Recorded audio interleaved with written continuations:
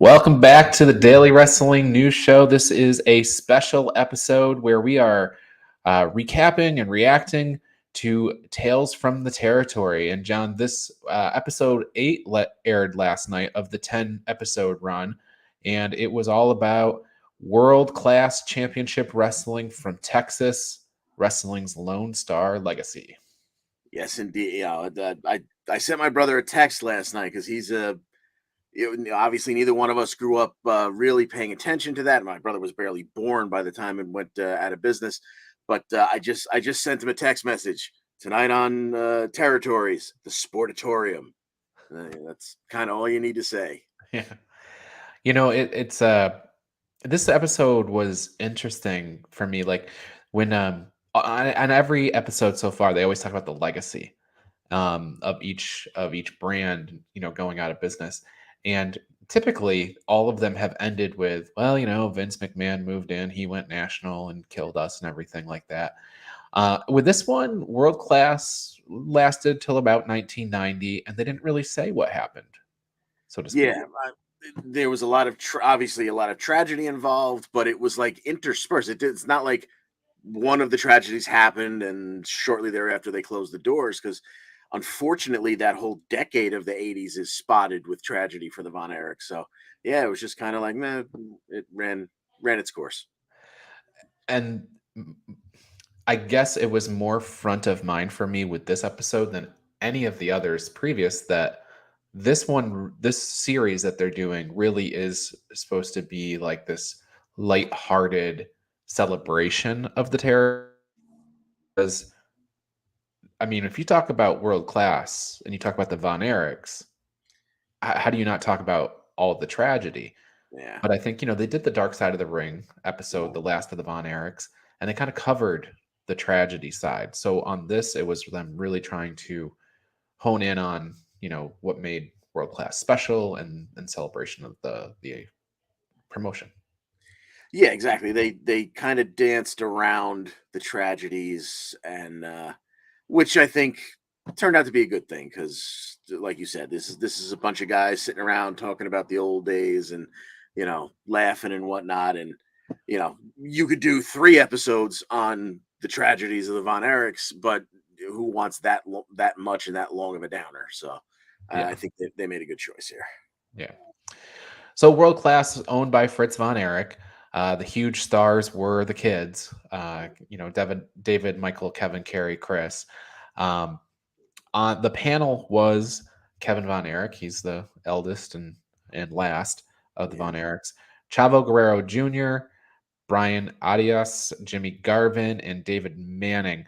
Chavo Guerrero Jr. was just kind of a facilitator. He would have grown up watching World Class, and his dad would have competed in World Class, but he did not seem to have any stories, just that he was watching.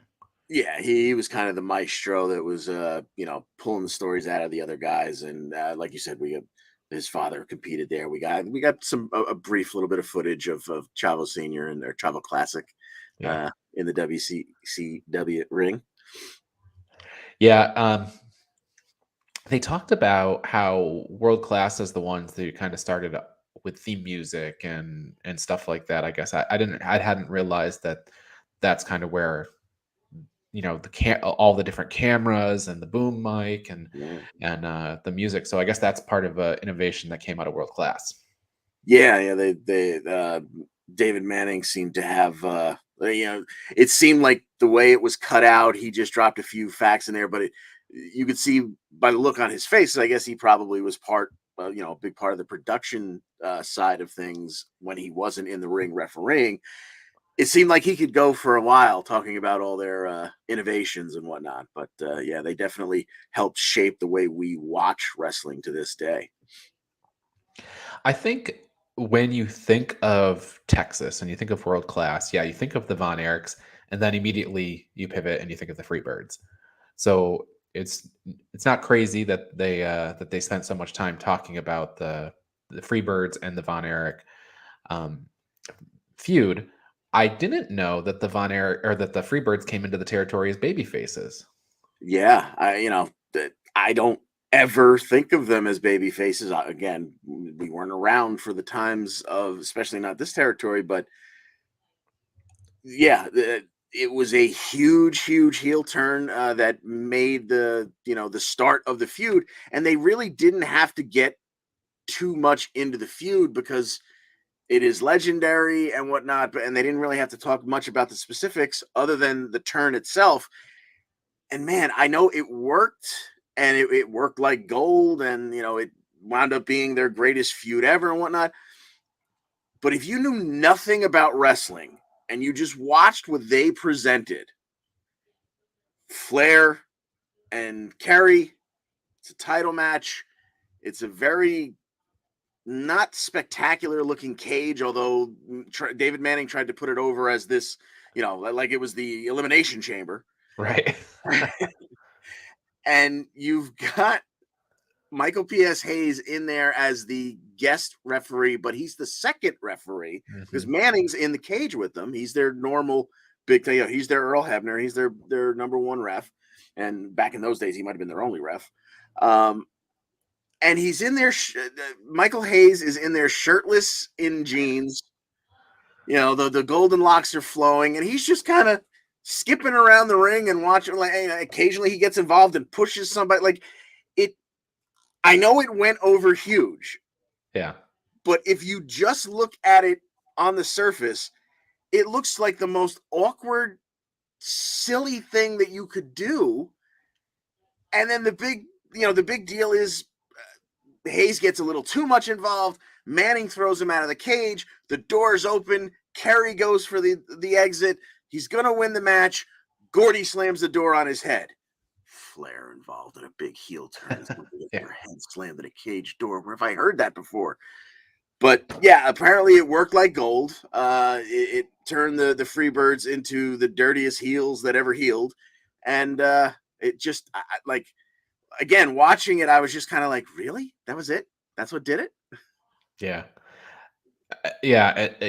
That was, it is kind of surprising. It was just like, it was very, it'd be like a commonplace today to see something like that as the heel turn. But I guess in those days, and I guess the other thing is hard maybe for us to fathom is just how over the Von Erichs were. Oh, sure. And they talked about on the at some point in here how Fritz had those kids on TV like their whole life. If ever they did anything, athletically, any accomplishments in high school or college or whatever, he would talk about it on TV. So they kind of had this long road to actually being wrestlers where they were over before they probably ever stepped in the ring. So when Kerry got his face slammed in that cage, I guess that was a big deal. Yeah. And then, the Manning said that, there were women openly bawling because you heard that cage, however they gimmicked it. Now, he did catch him. He did legitimately hit him in the head, but there's no way he took the full Brent because it would have killed him. Yeah. And Manning said he thought there was a chance that he did kill him because it sounded so amazing. Like everything worked the way they had planned it out. And yeah, there were little girls crying. Or the little girls, there were teenage girls and girls in their 20s and 30s crying because they absolutely loved those Von Erichs. I'm not sure what it says about you that you smiled while talking about little girls crying. I guess I'm just a heel at heart. Friend of the show, Al Carl, is watching, so thanks, Al. Just saw that, yes, sir. What the other thing that's interesting is that they had Jimmy Garvin on as part of the panel. It's too bad that they didn't have Michael Hayes on. Like that would have been a big get for this documentary, I think, to have him in there. Of course, he also would have kind of taken over the panel, right? Sure. Like his personality, he would have definitely been. Well, he would have taken over the panel even if it wasn't about world class, because it just seems to be his personality. But add his personality to the fact that half the show's, kind of dealing with the Freebirds, and it just would have been the PS hour. Yes, exactly. But the thing that they really didn't talk about how Jimmy Garvin was a Freebird, and I guess, I'm doing a little bit of research and reading about Jimmy Garvin on Wikipedia as best I could do on short notice here. it sounds like Garvin was not really a freebird in world class, but he was kind of like an ally. So he would have been presented sort of with them. Sure. And then later, when they would go to Crockett and stuff like that, then he would team with Michael, and they'd go for the titles and stuff like that. And then in those days, so then he was kind of like an officially a Freebird. But I'm sure he was on there because of that Freebird affiliation. It kind of struck me that they didn't really uh, make very much mention of that. Right. Like if you didn't know it, if you didn't watch any Crockett and whatnot, if you just watched last night, you would have absolutely no idea that he was a Freebird. Right. Despite he was inducted into the WWE Hall of Fame as a Freebird. Everything, so it was, yeah, it was interesting. It definitely interesting.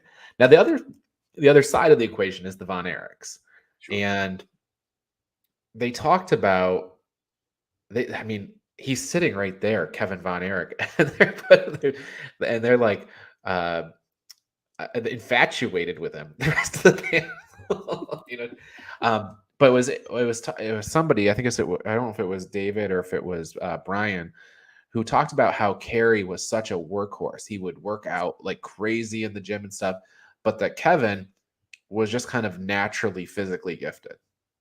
And there was different stories and stuff that they told, but the one that kind of had my stomach turning a little bit is when Kevin pulled his own tooth out. Yeah, that was a rough one. Yeah, like, and they even, I think it might have been either Manning or Adius that went like, yeah, I mean, you have to admit it, you're not normal. You don't feel pain like the rest of us. And he had a bad tooth and it was bothering him, and there was nothing he could do about it. Like, I don't know, go to a dentist. Instead, he just, grabbed the local, backstage guy or someone from the janitorial crew who worked in the building and said, "Get me a pair of pliers." And everyone was like, "Are you out of your mind?" He's like, "Don't worry, I'm going to put a towel over the pliers. So, it's not going to be tooth on metal."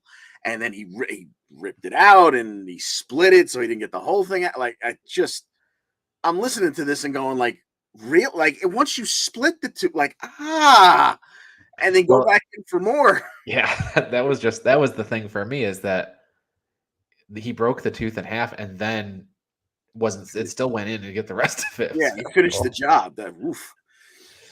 So yeah, I mean, these are the characters that we were dealing with, and they told the stories about the Freebirds and the birdhouse and Buddy Roberts burning all the furniture. They had to sell out, and Buddy Roberts did a backflip and on the coffee table, broke it, and then they burned that in the fireplace to sort of celebrate. Those are stories I've heard before. I mean, no less shocking and fun, but those are recycled stories. So there was nothing new in that regard for me. Real quick question for you. Now, I don't know Buddy Jack Roberts all that much. Mm-hmm. I didn't, like, when I think of the Freebirds, I think of Garvin in there. Yeah. In some of the footage last night, I guess maybe it threw me because it was in color, because it was in the 80s. Did you not think there was like two different times where he kind of like turned sideways towards the camera, and I was like, God, he looks exactly like what I assume a young Pat Patterson looked like. Oh, interesting.